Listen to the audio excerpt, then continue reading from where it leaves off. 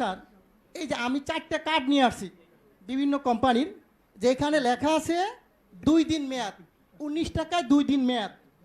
এটা হচ্ছে বাংলা লিঙ্ক। এখন আছে 19 টাকায় আপনার 24 ঘন্টা মেয়াদ রবি। আর এয়ারটেল আছে 19 টাকায় 31 দিন 3 দিন মেয়াদ, আর গ্রামীণে 2 দিন মেয়াদ। আমার প্রশ্ন হচ্ছে এই জিনিসগুলো কি স্যার পচা যায়? এটির মেয়াদ থাকবে কেন? আমার প্রশ্ন হচ্ছে মানুষের টাকা আপনি মনে করেন আমরা যদি 20 কোটি লোক হই, যদি 20 টাকা করে ভরি, আর একদিন সবাই কথা বললাম না, কত হাজার কোটি টাকা এই কোম্পানি নিয়ে যাচ্ছে, সিস্টেমের মাধ্যমে নিয়ে যাচ্ছে। এর আগেও আমি বলেছিলাম, একটা নিউজে দেখাইছে 17 মিলিয়ন ভিউ হয়েছে। ওদিন থেকে উচিত ছিল এই সিস্টেমটাকে বাংলাদেশে বন্ধ করে দেওয়া। আমি বারবার বলেছি গরিব মানুষ ভিক্ষা করে, সে 20 টাকা ভরে। আপনি হয়তো জানেন না, আজকে বললাম সে তার মা মারা গেছে, বাপ মারা গেছে, সে কথা বললো না, তার মানে আমার টাকা চলে যাবে? হয় কেন? এই গ্রামীণ ফোন কোম্পানি বা অন্য কোনো কোম্পানি এরা কারা? এরা আপনাদেরকে না জানে হাজার হাজার কোটি টাকা সিস্টেমের মাধ্যমে নিয়ে যাবে। এটা কিন্তু স্যার সহ্য করার মতো না। প্রথম প্রশ্ন হচ্ছে এটাকে আজকের মিটিংয়ের পর থেকে কিছুক্ষণ পরের মতো অফ করে দিবেন, যাতে বাংলাদেশের কোনো জনগণের একটি টাকা যাতে না যায়। এটা আমার দাবি। কত হাজার কোটি টাকা আপনি এই ব্যবসাটা আমাকে দেন, লাইসেন্সটা আমাকে দেন। আমার যে ব্যবসায়ী আছে 15 লক্ষ বাংলাদেশ, আমি কিন্তু লাইসেন্সদারি প্রতিষ্ঠান, আমরা এফবিসিসির মেম্বার। এই লাইসেন্সটা আমাকে দেন, আমি বাংলাদেশে ব্যবসা করি।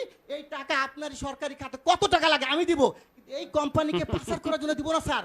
এই জনগণের টাকা পাচার করে তারা নিয়ে যাবে, এটা আমি দিতে রাজি নাই। যদি আমাকে মেরে ফেলেন কোনো আপত্তি নেই। সো এই টাকা পাচার কোনো সিস্টেম নাই স্যার। আরেকটা জিনিস আপনাকে বলবো স্যার, আপনি যদি আজকে পেয়েছে আমি ভাগ্যবান যে আপনি শুনবেন। আমরা যখন এই ব্যবসা শুরু করি 27 টাকা কমিশন ছিল, 27 টাকা। স্যার সরকারি কর্মকর্তা যিনি 2000 টাকা বেতন হয়েছে, তার বেতন এখন 20,000 টাকা। কিন্তু এখন কত স্যার? আমাদের কিন্তু সেই 27 টাকাই রাখছেন। আমাদের কি কমিশন বাড়বে না স্যার? আমার প্রশ্ন হচ্ছে আপনারা অবশ্যই একটু কমিশনের ব্যবস্থা করেন, যে এদের একটু ব্যবসা করে তারা। আমরা সবাই শিক্ষিত ছেলে স্যার, এখানে প্রায় 15 লক্ষ ব্যবসা করি।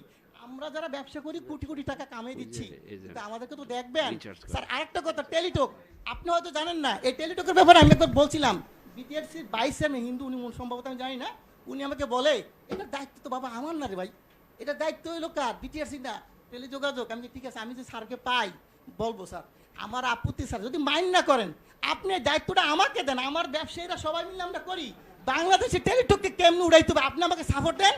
আমি বলবো কোনো দোকানদার আমাদের দোকান থেকে টেলিটকের সিম কেনার পরও রিচার্জ পাবে, তা হবে। টেলিটক উন্নয়ন কেমনে করতে হয় স্যার, আপনি যদি কোনো ধরনের সিস্টেম থাকে আপনি বলেন যে বলে এমনি সহযোগিতা করে, আমি করতে বাধ্য আপনাকে। আপনি যেইভাবে চান টেলিটক অবশ্যই উন্নয়ন হবে। টেলিটককে গ্যাফরাইকে, আমাদের দেশি প্রতিষ্ঠানকে গ্যাফরাইকে অন্য কোম্পানিকে উড়াই দিব, আর এরা টাকা পাচার করে নিয়ে যাবে স্যার, এটা মেনে নেওয়ার মতো না। অবশ্যই আমি চাবো, আমি অনেক কথা বলতাম স্যার, কিন্তু আজকে বললাম না।